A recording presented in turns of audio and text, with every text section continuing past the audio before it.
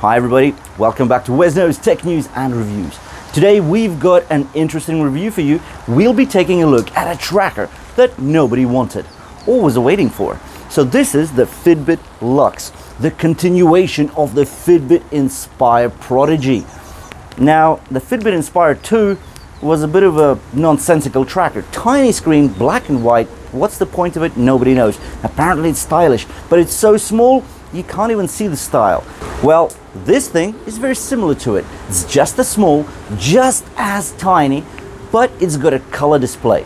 And it's going to have some functionality like an SpO2 monitor coming in later. When? Nobody knows, but they do promise that will be coming later. And if with the Inspire 2 you had a year's trial of the premium features, with the Luxe, you get it for only 6 months. And you get this for only $130 or £130. What a deal! Let's get into this initial impressions review.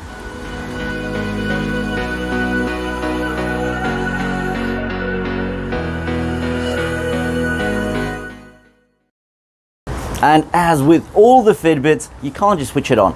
You have to connect it, that way it will switch on. You have to update it, and that usually takes around half an hour at least. And here we go, it took a half an hour. So we have it charged up, we're ready. Now, let's look at this tracker. And just for comparison, I've just brought in my Huawei Band 6 and I put it next to it. And you can see what's a 1.47 inch display, edge to edge, and this tiny, measly little thing, which costs 3 times as much. But hey, this is an initial impressions review of the Fitbit Luxe. So let's get into it. Okay, so we'll cover the design, then we'll get into the display, and then we'll talk about the features and functions. So first up is the design. Well, again, it's a tiny tracker. It's got a very soft silicone strap, and yes, it is very nice to the touch. It is.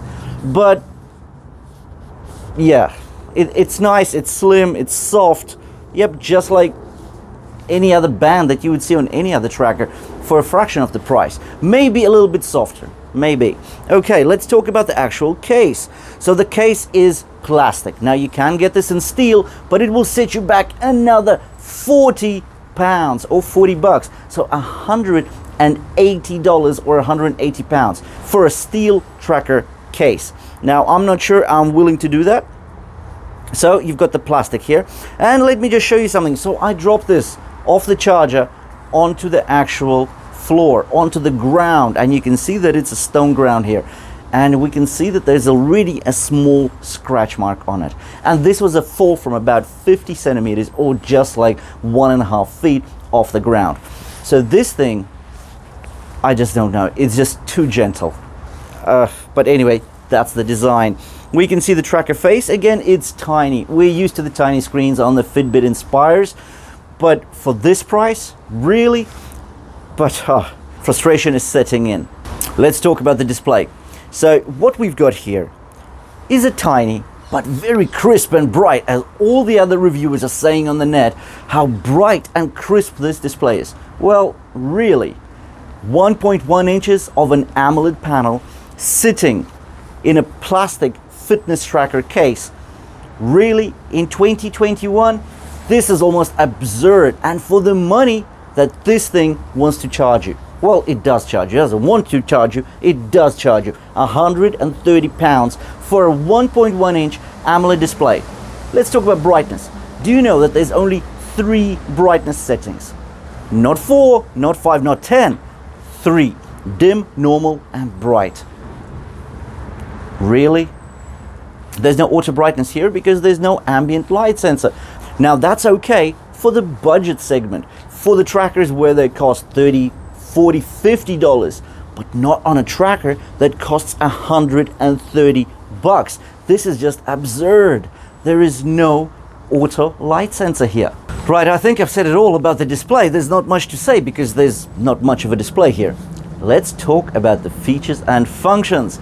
And first of all, let's start off with sports. We love sports. Well, that's why we got ourselves a fitness tracker, right? To get more sporty, to get more healthy, and so forth. So what does this tracker do in terms of sport modes? Well, you can get a maximum of 20 sport modes on the Fitbit Luxe, but you have to set them up through the app, because on the actual fitness tracker you can only fit 6 slots of sport modes, and you're starting off with the basics such as the run, swim, walk, I think cycle and something else, but you can change them from the app. Now there is an auto track. That means that there is auto detection of your sports, and we tested this function on the Inspire 2, and it worked. Well, sometimes it did, sometimes it didn't. Well, it's there, but it worked in a mediocre way. We'll have to test it, how it actually works on the Luxe. So the Fitbit Luxe does actually monitor your sleep as well, and provides you a sleep score after you have a history of 3 sleep nights. So the sleep score will actually tell you about your sleep quality and what you can actually do to improve on your sleep quality. But this tracker also monitors 3 sleep stages, so your light, your deep and REM sleep. Okay, so what else? What other features and functions do you get on this very expensive fitness tracker? Well, you get your breathing modes, you get your breathing rate, you get your 24 hours of heart rate monitoring. That's excellent. You do get your breathing exercises. It tracks your stress, but in a funny way. To me, it's more like golf. So you know, like with any other sport except for golf, you want a higher score, but then in golf you want a lower score. Well, with the stress monitoring in the Fitbit Luxe, it does this funny thing. It looks at how you manage stress, and the higher the number, the closer you get to 100, the better it is. Well, on all the other trackers, well, the lower levels of stress, the better it is. So I don't know, they tried to switch things around. Why would they do that? God knows. But they did it. Might work for somebody. Let's talk about GPS. Well, there's none here. All right, there's no GPS. For £130, $130, you do not get inbuilt GPS. You get connected GPS. Well, duh. Of course you do. All the other trackers, you do get connected GPS. So you need your smartphone to actually track your distance, your speed, and so forth, because the phone will be actually tracking the GPS distance. So this one doesn't get it. Of course, it is swim proof. So you can go to the pool or to the shower with this thing, because it is waterproof up to 50 meters. I would love to talk about the other features on this fitness tracker. The fact is there are none. So it does your menstrual cycle tracking, but so does any other tracker out there. Does it have a world clock? No, it doesn't. Does it have a time management tool? No, it doesn't. It's got all the other things like your timer, your stopwatch. I think there's a weather widget on there. I couldn't see it, but I'm sure it's there. It does give you daily stats, but again, these are all the basic features that we get on most cheaper, on most generic. You don't even need a branded one for that sort of thing. What an experience.